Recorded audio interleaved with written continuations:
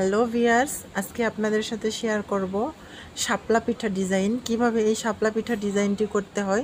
দর্শক ডিসপ্লেতে দেখেই মনে হচ্ছে যে না, আসলে পিঠাটি একটা গর্জিয়াস ডিজাইন, অনেক সুন্দর মনোরম একটি ডিজাইন, যে আপনাদের অবশ্যই ভালো লাগবে। এই শাপলা পিঠা ডিজাইন আপনাদের কিভাবে করতে হয়, কিভাবে করলে এত সুন্দর পিঠাটি করতে পারবেন, সেটা দেখার জন্য আমাদের এই রান্না রেসিপি চ্যানেলের সঙ্গেই থাকুন।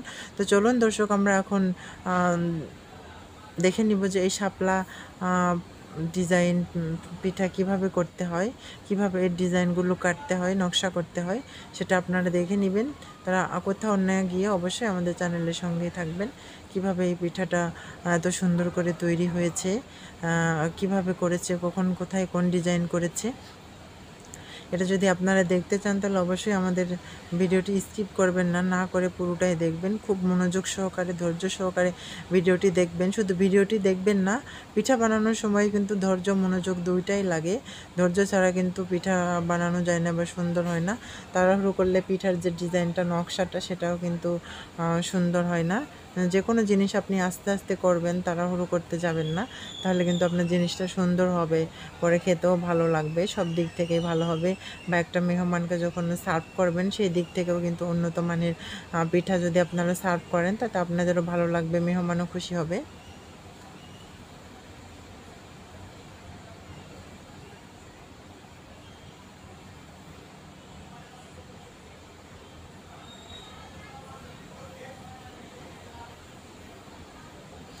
দর্শক, এই শাপলা পিঠা ডিজাইন এত সুন্দর, এই শাপলা পিঠা দেখলেই আপনাদের জিভেতে একেবারে পানি চলে আসবে, জিভেটা লক লক করবে খাওয়ার জন্য জিভে যদি লক লক করে থাকে, তাহলে অবশ্যই আপনাদের বাসায় তৈরি করতে হবে, তৈরি করে খেতে হবে।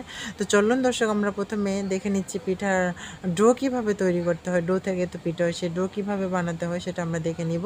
এখানে চুলার উপরে পাতিল বসিয়ে দিয়েছি, তাতে পানি দিয়েছি এবং এখানে হালকা পরিমাণে লবণ দিব, যেহেতু এটা খালি আটা, এই জন্য লবণ দেওয়ার পর যখন বলক চলে আসবে, বলকটা আসার পর পানিটা খানিকটা ফোটানোর পরে এখানে আমি আটা অ্যাড করে দিব। কারণ পানিটা কাঁচা থাকতে যদি আমি আটা দিই, তাহলে কিন্তু আটাটা ভালোভাবে সিদ্ধ হবে না এবং পিঠাটার নকশাও সুন্দর হবে না। পানি ভালোভাবে ফোটানো হয়ে গিয়েছে, আমি এখন এখানে গুঁড়া আটা দিয়ে নিব। আমি অল্প অল্প করে গুঁড়া আটা অ্যাড করবো এবং নাড়তে থাকবো। একবারে বেশি আটা দিয়ে নাড়লে কিন্তু ডোটা ভালো হবে না, আস্তে আস্তে অল্প অল্প করে দিতে হবে আর নাড়তে হবে।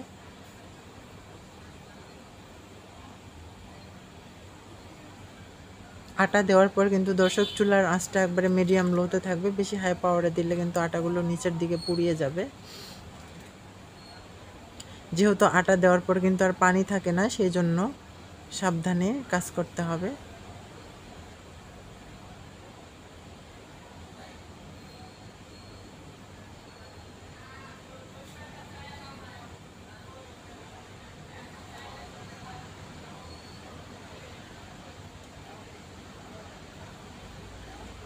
দর্শক, আমার ডো তৈরি হয়ে গিয়েছে। আমি এখন এটা চুলা থেকে নেমে নিব, নেমে আলাদা একটা বলে ঢেলে নিব।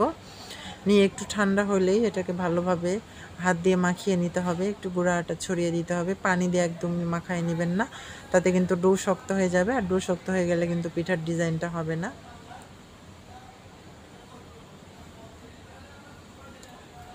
ভালোভাবে হাত দিয়ে মাখিয়ে নিতে হবে।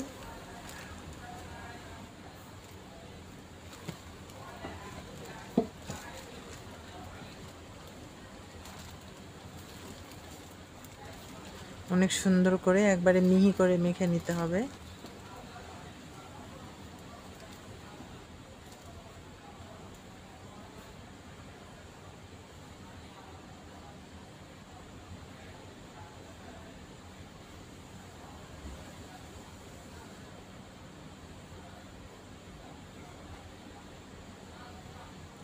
এরপর 10 মিনিটের জন্য ঢাকনা দিয়ে ঢেকে দিব। 10 মিনিট পরে পিঠা বানানোর উপযুক্ত ডো হয়ে গেছে। এখন আমি পিঁড়ি বেলুন নিব।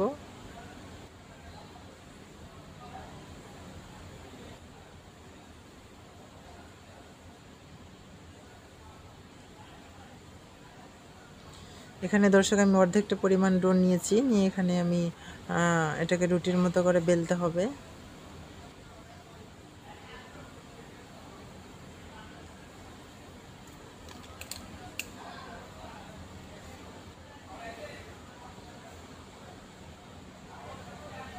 প্রথমে পিঁড়িতে গুঁড়া আটা ছড়িয়ে নিতে হবে, তারপর বেলুন দিয়ে সুন্দর করে রুটির মতো করে বেলতে হবে। তবে পাতলা না, একটু মোটা টাইপের রাখতে হবে, যেহেতু আমি এখানে বিভিন্ন ডিজাইনের নকশা করব, এই জন্য মোটা করে রাখতে হবে।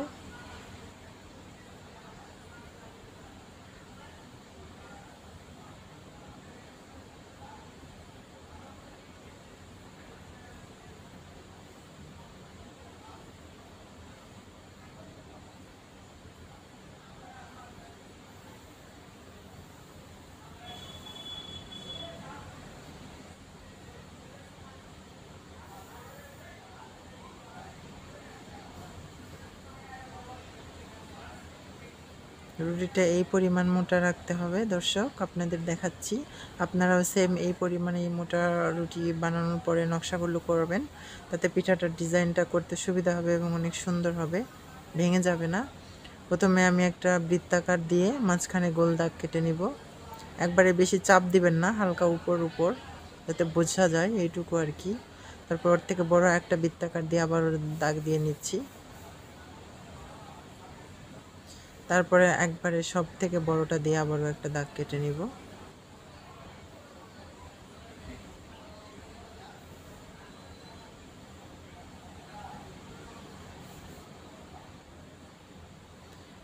তিনটা দাগ কাটা হয়েছে দর্শক।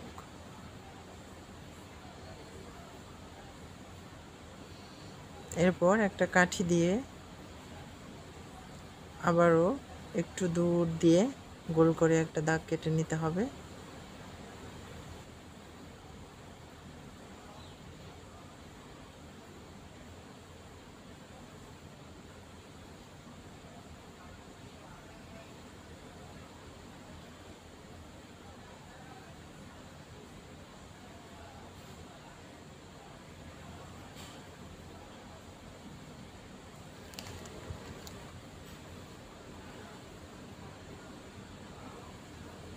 তারপর দর্শক একটা কাঠি দিয়ে মাঝখানটায় আগে ডিজাইন করে নিতে হবে, এরকম করে কেটে কেটে।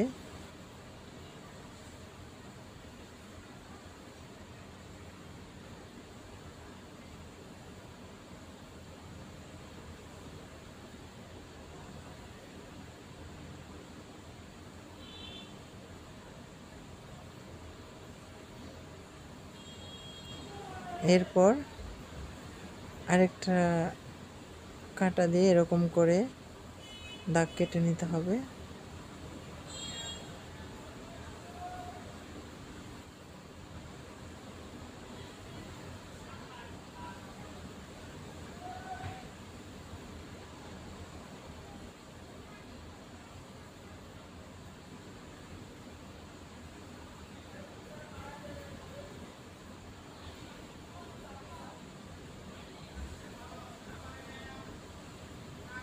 দর্শক পুরাটাই যখন ডিজাইন করব, এই শাপলা পিঠার ডিজাইনটা কিন্তু অনেক সুন্দর হবে দর্শক।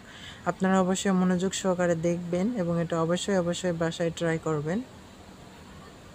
তারপর আবারও এই পাশটা ওরকম করে ডিজাইন করে কাঠি দিয়ে কেটে নিতে হবে।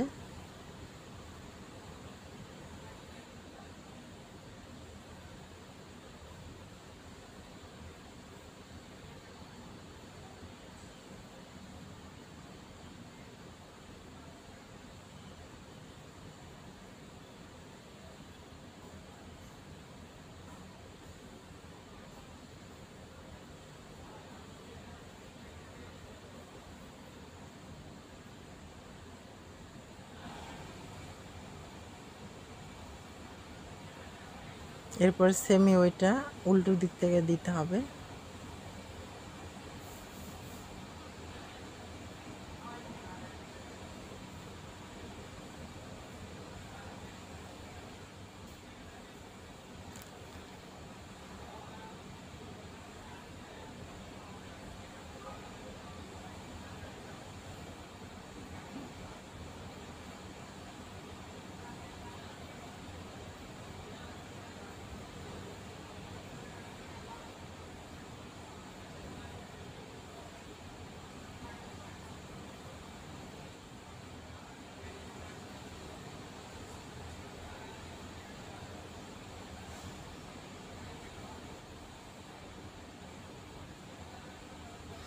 এরপর লাস্টে যে দাগগুলো কেটে নিলাম সেই পাতাতে এগুলো কাঠি দিয়ে আবারও লম্বা করে একটা করে দাগ কেটে নিতে হবে।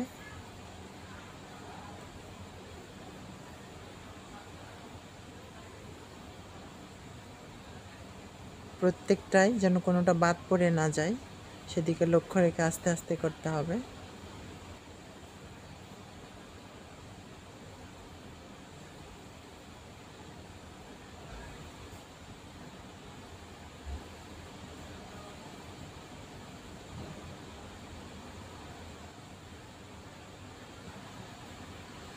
এরপর কয়েল রাখার স্ট্যান্ড দিয়ে লাস্টের ডিজাইনটা করতে হবে। লাস্টের ডিজাইনটা একেবারেই সহজ।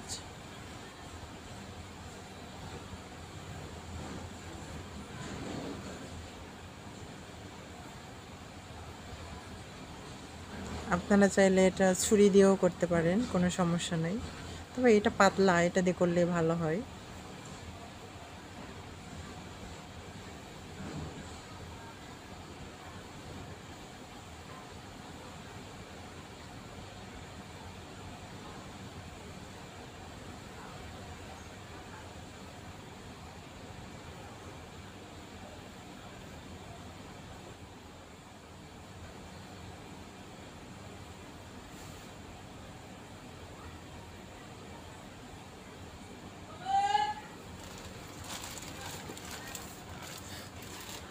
ও মাই গড দর্শক, এত সুন্দর একটা পিঠা হবে আমি কিন্তু কল্পনাই করতে পারিনি। আসলে বানাতে বানাতে যে ডিজাইনটা এত সুন্দর হবে আমারই খুব পছন্দ, মানে চোখে লাগতেছে আর কি। এত সুন্দর একটা ডিজাইন দর্শক, আমার মনে হয় যে এটা আমার বেস্ট একটা ডিজাইন।